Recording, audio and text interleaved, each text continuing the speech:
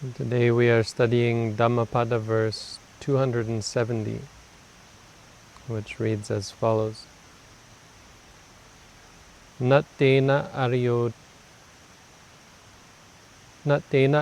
hoti, yena pāṇāni hiṃsati, ahiṃsā sabbapāṇānaṃ ariyoti pavuccati. Which means, one is not an Arya when one harms living beings. From not harming all beings, one is truly or rightly called an Arya. So a simple verse, but this was taught in relation to a fairly memorable story.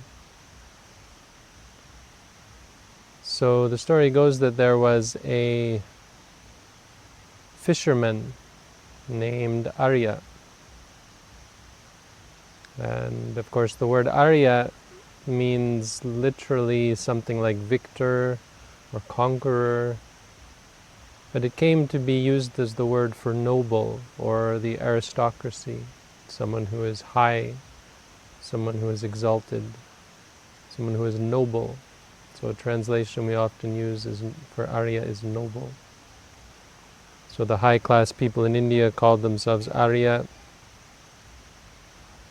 I'll explain a little bit of the history as well. But anyway, for the purpose of the story, this fisherman, for some reason or other, his parents named him Arya. And the Buddha, at the time, the Buddha was in the habit of waking up early in the morning and considering who in the world was best ready and able to appreciate his teachings or benefit from his teachings. And so every day he would come up with someone who he could find to benefit, and using his penetration of the minds of beings was able to find beings who were ready to hear his teachings. And on this day he found Arya in his mind's eye, and he looked back and came to understand that Arya had what we call upanisaya. Means he had the potential, not from this life of being a fisherman, but from past lives of perhaps cultivating good deeds or practicing asceticism or meditation. And as a result of those deeds, he was actually able to understand, he would actually be able to benefit from the Buddha's teaching, and as a result of teaching, would be able to cultivate the knowledge of the truth and become a sotapanna. So on that day the Buddha went with a large group of monks wandering for alms, and came to where Arya was staying, and gathered together with many of his senior disciples, and entered into a conversation about names within earshot of Arya. And so they were talking about Sariputta's name. How did Sariputta get his name? Because, well, his mother was Sari. Putta means son, so Sariputta means he's the son of Sari. And so that's a good reason to name someone Sariputta. Moggallana, he asked what the name Moggallana, and Moggallana was able to explain that it was the village where he was born, or the family that he was born into was Moggallana, and so he was named, or as a monk he took on the name of his village, an appropriate name which was innocuous, sort of unassuming, self-effacing, not self-aggrandizing by any means, but just the name of his village to keep him humble and to remind him of his roots. And so Arya was listening to this conversation and thought to himself, oh, here I am, maybe the Buddha will ask me about my name. And so somehow the Buddha came to ask Arya his name, and he said, oh, my name is Arya. And the Buddha said, well, but you're a fisherman. And he said, yes, I am. The Buddha said, how can you be called Arya when you're a fisherman? And he taught this verse.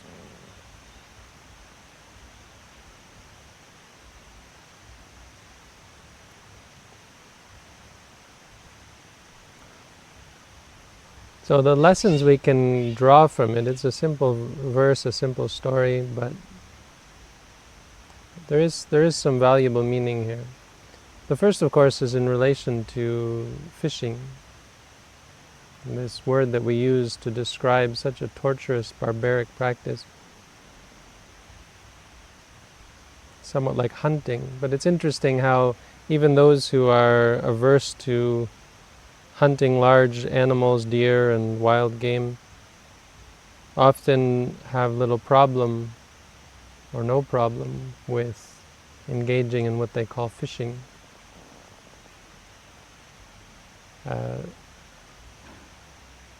And it's difficult to understand as a Buddhist meditator how entertaining or how interested people are in the practice of hooking and torturing and killing living beings in this way.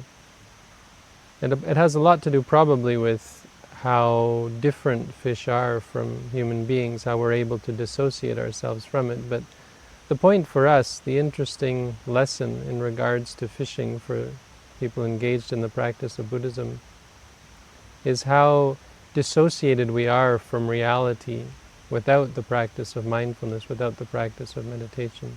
How possible it is for for beings to engage in practices that are so incredibly horrific and dissociated from their own inclinations, ambitions, desires. Clearly, obviously no one who engages in the practice of fishing is at all okay with the same sorts of fate being met by themselves.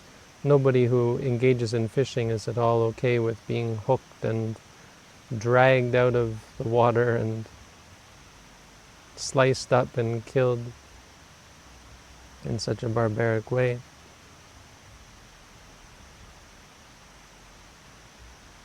And without the practice of meditation, this all seems fine. It seems even entertaining and attractive to people looking to consume, eat the fish,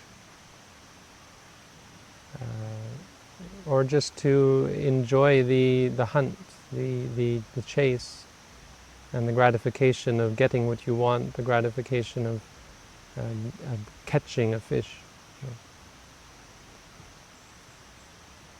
But why this is such an important lesson in relation to what it means to be noble, what it means to be great, is because of how horrific and how corrupted the mind has to be to even consider this to be a agreeable or beneficial activity to engage in.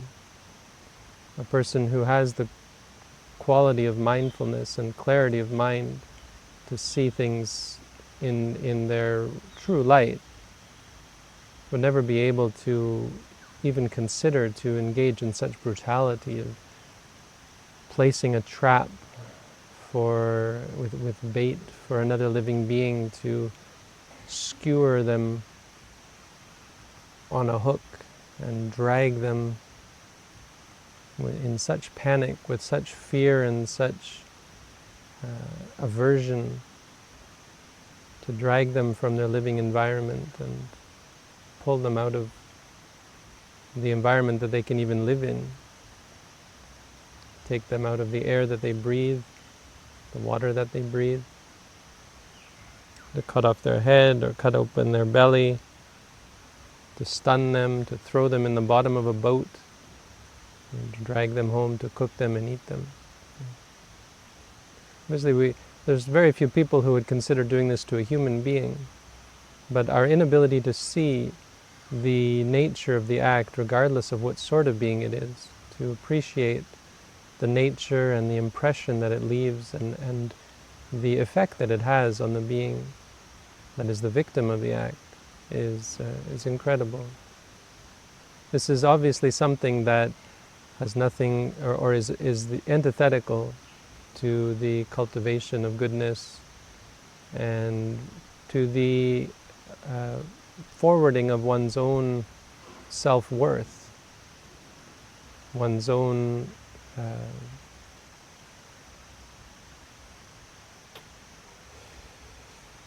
deserving of happiness and peace. That if one brings such violence, such pain, such suffering to others, it's hard to say that one in any sense of the word deserves happiness and peace and freedom from suffering for themselves. So the idea of fishing, worth considering, worth thinking about, gives us some idea of the level of delusion that ordinary activities involve, how an ordinary state of mind is so caught up and corrupted by delusion, greed, anger, cruelty, and so on. The second thing we can take from this, though, is how complicated our minds actually are. And this is related to the idea of upanisaya. Because in the case of this fisherman, there's no reason to think that he would be in any way capable of understanding the subtle teachings of the Buddha. It's certainly not the sort of person you would think would be interested in engaging in meditation, not the sort of person you would think of as having any claim on the status of an Arya, a Sotapanna, or anything like it. And if, as the Buddha said many times, if you look at this latest life, of course you would think that. But with the ability to see the past lives of beings and the qualities that they have cultivated, you are able to appreciate that this life that we live is such a small part of who we are. And you can see this when you compare and observe people who practice the Buddha's teaching. Some have a hard time with it, some have an easy time with it. Some are quickly able to appreciate and realize the Buddha's teaching, some take longer. It's certainly not worthwhile to obsess about such things and judge ourselves or critique our practice. What's value about it is to remind us that any goodness has value regardless of the outcome, that sometimes the results of our practice are uninspiring. Sometimes they appear to be non-existent, where we practice, we put out effort, and we still see such obstacles and such conflicts in our minds, preventing us from finding peace, happiness, freedom from suffering, the pollution in our minds being deeply embedded. So the idea of upanisaya means that even in this life we may not become a sotapanna or a sakadagami, an anagami, an arahant. We may not become an Arya. Some people who practice meditation don't come to do intensive practice. They're only able to practice a little bit on a daily basis. They're able to keep the precepts for the most part, and they're able to cultivate goodness on a foundational level. And we consider this to be valuable, to not be a worthless endeavor, even though they might never become an Arya in this life. this is the case with so many of the Buddha's disciples who in past lives were able to practice to some level but never were able to truly realize the truth of his teachings. But life after life, through the cultivation of good deeds, the power that it cultivated meant that in their past life, even people like Arya, who for a short time in this life got on the wrong path and was born into a family of fishermen and as a result became a killer of fish, but with the help of the Buddha was able to get back on track, reminding him. I think the lesson here is that the Buddha was able to remind him of something more noble or more valuable than this very crude and basic value related to catching and eating or selling the flesh of other living beings. And this is, I think, the third lesson, that there is potential in all beings, and if you're born a human being, it shows that you have some great potential for goodness. Many beings never have the opportunity to be born as a human. They're born as in the various animal realms or in the hell realms or that sort of thing.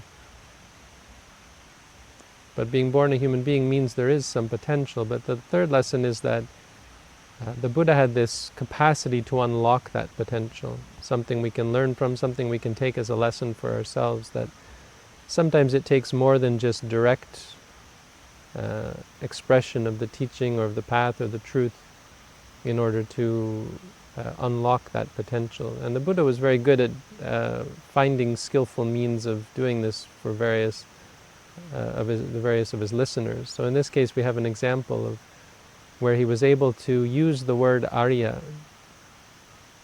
use the word, the name of this man, as a means of making him consider what is truly of value. When you use this word Arya, it was such a powerful word at the time. It was a word that denoted something meaningful, and was able to have him consider and put in perspective what he had dedicated his life to, and to appreciate that maybe there was something better to do with his time, and to appreciate the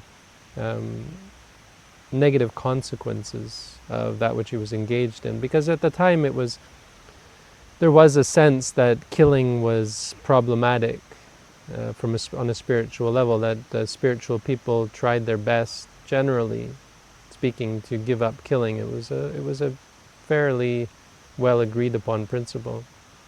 And so thinking of what it meant to be an Arya, to be noble, to be someone with a high mind or some sort of special state of being, was able to pull him out of his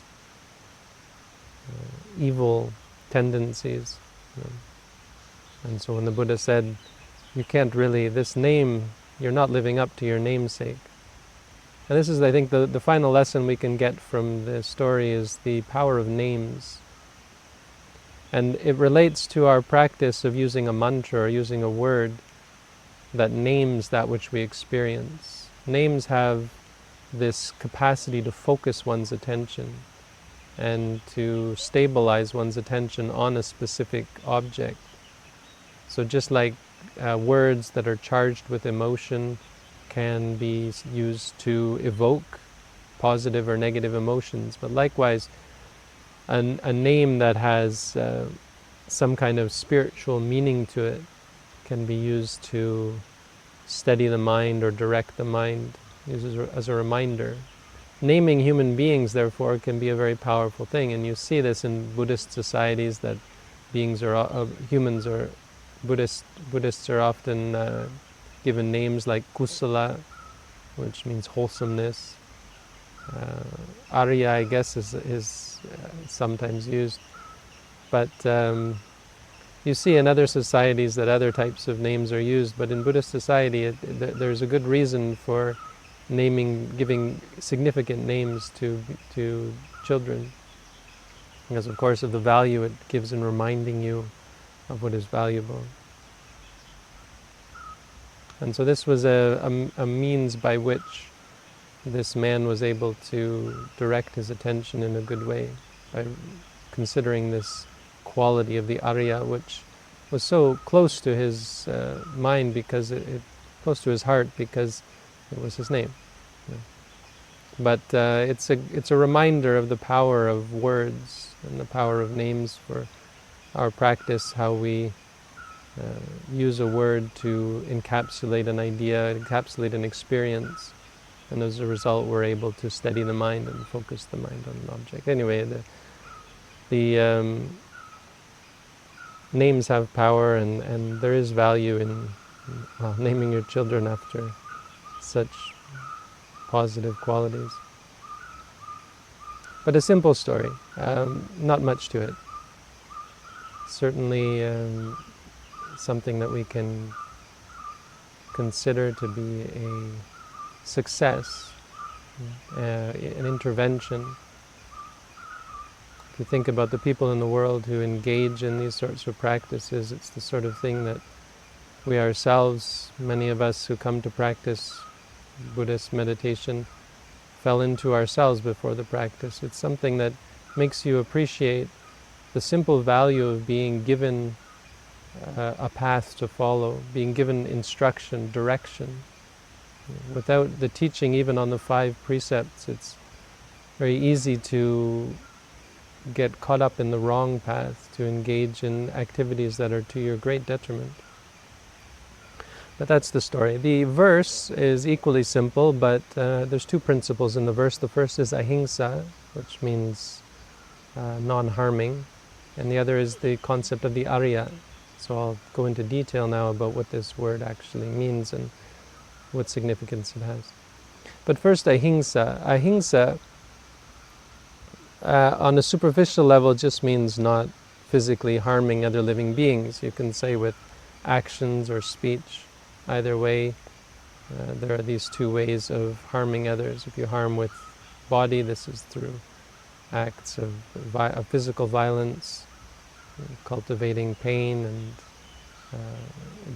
dis-ease in others through physical acts. Could even be through scaring them, through threatening them, through violence to their possessions, or creating loud noises, sights and sounds and smells, anything to torture or create dis-ease or disquiet or disturbance, to make them upset, and especially to cause them suffering, cause them physical harm, injury, or death. With speech, of course, can be similar, where you scare them or threaten them or that sort of thing. But on a deeper level, ahiṃsā can relate even to one's own suffering. So ahiṃsā means non-harming. It can relate to any kind of suffering that we cause, suffering to ourselves, suffering to others. Might not be direct violence towards another being, but it could be in terms of leading them on the wrong path, engaging them in activities that cultivate greed, addiction, partying, festivities, these sorts of things, engaging in sensuality, sexuality, these activities that lead people in a direction that cultivates addiction. We can engage in activities like gossiping to make people angry or upset. And we can cause suffering to ourselves by harming others or by harming ourselves through stress and worry and fear, through cultivating bad habits, and through addiction, through clinging to sensuality, clinging to our desires and our ambitions, clinging to our possessions, these sorts of things. And it's this deeper meaning, the meaning of causing suffering, suffering to ourselves and suffering to others, that it relates directly to the idea of the Arya. But it's a simple concept that does really well in encapsulating what it means to be enlightened, that you don't cause suffering. If you want to explain very succinctly what it means to be an Arya, or what is the path that will lead us to be an Arya, it's the path of non-harming. which relates directly back to the Four Noble Truths of giving up or letting go or abandoning the cause of suffering. It's another way of saying that, but really easy to understand if you talk about non-harming, because immediately it prevents us or helps to restrain us from harming others, violence. But step by step also leads us to give up habits and activities that cause stress and suffering in ourselves and others. So the idea of ahiṃsā is a great one for summing up what it means to practice the Buddha's teaching and what it is that leads us to find peace, happiness, and freedom from suffering, and to become noble, which is the second part of the verse, the idea of the Arya. So Arya historically was used by a warlike group of people. Ari means enemy. So Ariya means someone who conquers or overcomes their enemies. It's a very warlike sort of word. And so it originally was not a very good word. It was a word that was used by people who killed other groups of people. They would invade and kill and pillage. It's the same group of people that were the Vikings. This group of people that invaded other lands, burnt and pillaged, and brought violence to other civilizations, that also invaded India and brought violence to India. And their records even attest to this. They talk about driving out the dark-skinned demons who would have been the people in India with a darker shade of skin. And then these lighter-skinned, horse-riding warrior nomads from the north. But they established a society in India and set themselves up as being the overlords, and they had slaves, I guess. And I mean, the history is not really that clear, but it's the general idea of it. Eventually, the society became stable, and this word Arya and the language that it came from, the Sanskrit types of language that it came from, became common use. And so the word Arya took on this meaning of noble in the same way that it did in Europe, because it was the same sort of group of people who were keen on being the overlords. It's the same sorts of people who colonized other countries, and the whole global colonialism in North America, in Asia, in Sri Lanka even, the sorts of people who came and invaded and set themselves up as the rulers over the indigenous populations. And so this word has the same sort of meaning as the European noble, these people who set themselves up as higher. But it also, just like in Europe, just like in the English language, took on a different meaning, a more subtle, a more general sort of meaning of being noble, being actually what we now say as noble, being high-minded, being great, being special. So these people would often put themselves up as being special out of birth. Obviously the Buddha didn't agree with that, and it's one of the important things that he reiterated again and again about the Arya. Because by the time the Buddha came around, I guess it was already used in this sort of way as being a general sort of betterness or greatness, high-mindedness or highness. Like when we call a king, or we call them Your Majesty, Your Highness. So this highness, this specialness that we attribute to nobility. So true nobility, we even say in English, is sort of a quality of one's individual mind or individual heart. And so the Buddha appears to be one of the few people who actually tried to use this word Arya in a great way. This was, of course, long before it was used in the English language, and today it's used in such a terrible way to support the supremacy of people with lighter skin or people of a certain race or that sort of thing, the Aryan race. It was used in Germany by the Nazis to justify incredible atrocities. And it's interesting how even 2,000 years ago, 2,500 years ago, the Buddha was already saying that this is antithetical to what it means to be noble, and this is what this verse encapsulates. So if you think about how Arya has been used by the people who originally used the word to describe themselves, invading and conquering, torturing and pillaging and murdering peaceful societies, and in modern times used by Nazis and by racists and by white supremacists and those sorts of people. The Buddha simply said, this is antithetical to what it means to be noble. This is, you've failed the very first test of what it means to be noble, which is to not harm any living being.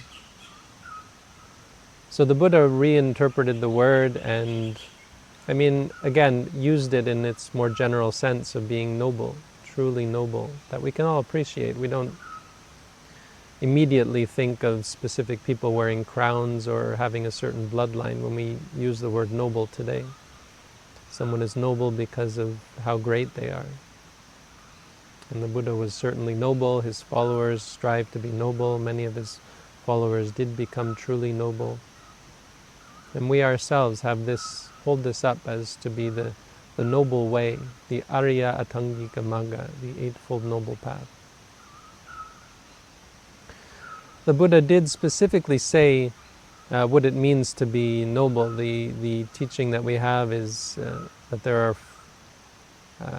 a set of things, I guess 6 or 7 qualities that it means to be noble, and it goes like this.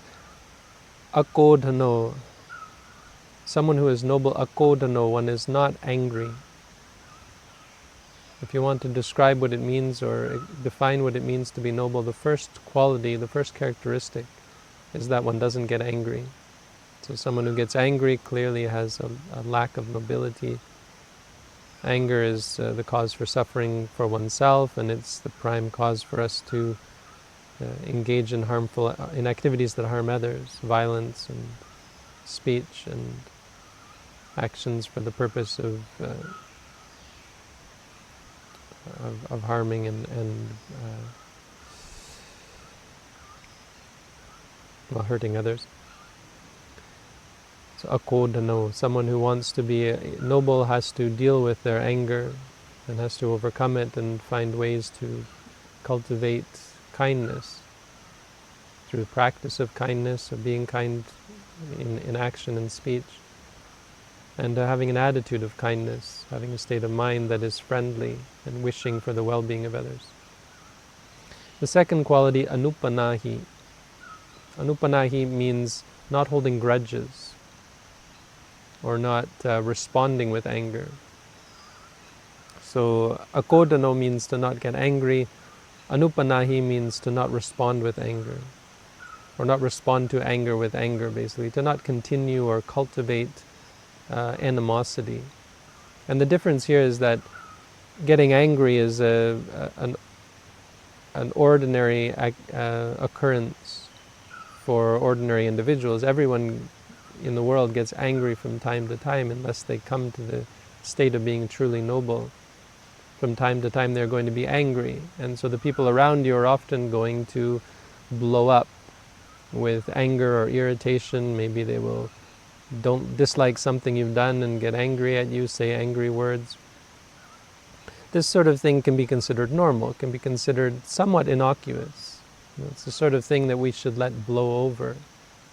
We should, as friends and as fellow human beings, find ways to forgive and make allowance for. If you consider it to be just ordinary behavior, you can overcome it. You can let it pass. You can let it go. But the real danger, and this is the Buddha said, the greater evil than getting angry, for example, is when someone gets angry in response. When someone reacts to other people's negative emotions. When one cultivates a conflict through response. So this is anupanahi. A noble one doesn't do this. A noble one is able to, through their lack of anger, if nothing else, they're able to respond with anger by patience, by forbearance, by friendliness, by compassion and sympathy, and the appreciation of the suffering that one who gets angry is going through, rather than feeling attacked or thinking about only one's own well-being in response to someone getting angry. We think of the individual's well-being, or at the very least we acknowledge the reality that that person is going through, rather than being triggered by it, being upset by it. Another quality that those aspiring to be enlightened should adhere quite closely to, especially in a Buddhist monastery or meditation center where you're in such close proximity with other people. You have to appreciate that sometimes even meditators will get upset, will get angry, will trigger you in various ways, and it's the sort of thing that we have to be very careful about, and we have to learn forbearance, we have to learn patience and forgiveness, to allow people to be triggered and express their emotions and learn to overcome them, to give them the space that they need to overcome them. Anupanati. Don't react when people get upset. Don't react negatively. Number 3, amaki, means not looking down on others. And I think this one specifically is included here because this would be a dig at the conventional nobility. People who claim to be noble by birth, a king or an aristocrat or that sort of thing, someone who has a pure bloodline or that sort of thing, would generally look highly upon themselves and look down on other beings. Amaki means to depreciate others, to depreciate their worth. And so a true quality of a noble that has nothing to do with the conventional use of this word Arya, people who thought they were stronger than others, better than others physically because they could kill and they could conquer. This isn't what makes one an Arya. An Arya is someone, or a noble. A noble is someone who doesn't look down on others, who doesn't see themselves as greater, as better, or try to assert their dominance over other beings. They've given up this sort of games of trying to be on top or trying to be powerful or exert their power over others. They don't even try to exert their power over themselves. They learn to let go and let things go and be free. Number 4, visuddho, they are pure. A noble one is pure in body, in speech, and in mind. Their actions are engaged with mindfulness. Their speech is through thoughtfulness and engaged for benefit rather than simply to hear themselves speak. And their thoughts are well organized. Their thoughts are pure. Their thoughts are related to that which is of true benefit. Their thoughts are on ethics. Their thoughts are on concentration. Their thoughts are on wisdom. Their thoughts are free from greed, free from anger, free from delusion. Their thoughts are pure. Their thoughts are focused. Their thoughts are well directed. Number 5, sudatangato, a noble goes to purity, goes to that which is pure, which is nibbana. That someone is noble because they are noble as a result of going to the purest of all, which is nibbana, which is freedom from suffering. It means they enter into states of freedom. They're able to let go of not just ordinary desires or attachments, but they let go of everything. They let go of their body, they let go of their mind, they let go of samsara entirely, and they attain true freedom, and they enter into that which is pure and free from suffering, free from the incessant experience of seeing and hearing and smelling and tasting and feeling and thinking that we're constantly bombarded with here in samsara. They're able to free themselves from that. Go to that which is the most pure. Go to nibbana. Number 6, sampanna ditti. They have right view. They have view that is in line with the Four Noble Truths. They understand suffering, meaning they understand that nothing is worth clinging to, not their own body, not their own mind, not seeing, not hearing, not smelling, not tasting, not feeling, not thinking, not any idea or concept. That it's all, none of it worth holding on to, none of it truly satisfying, none of it the true source of happiness. None of it possibly can be. They see impermanence, they see non-self, they see that things are arising and ceasing in accordance with their own nature. And they don't cling to anything in the world. They have the right view to see in this way. Someone who has wrong view or thinks that this is worth clinging to, this ambition is worth attaining, something in the world is worth holding on to. We see many nobles hoarding their wealth, amassing their possessions, clinging to control, clinging to power. It's again just antithetical to anything close to what it means to be truly noble.